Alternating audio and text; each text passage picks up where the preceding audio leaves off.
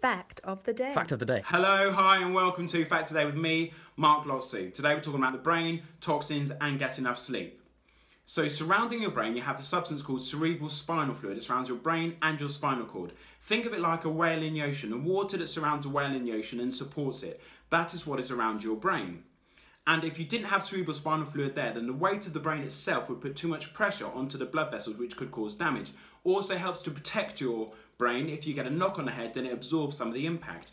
And it helps to exchange nutrients between the blood and the brain cells. You have these cells in your brain called glial cells, and they operate these channels that go through your brain, and the whole system is called the glymphatic system. And these channels are how the cerebral spinal fluid is able to get through and get around your brain.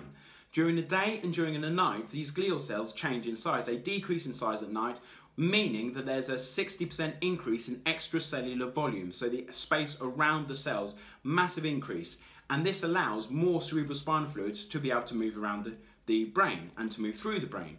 And so what this means is any toxins that build up during the day can be easily removed by doing this. Because if you think of your brain during the day, it's like a rubber, like a block of rubber or a block of rock, but at night time it's like a sponge. So there's much more flow of the cerebral spinal fluid at night. There's one particular toxic protein called beta amyloid.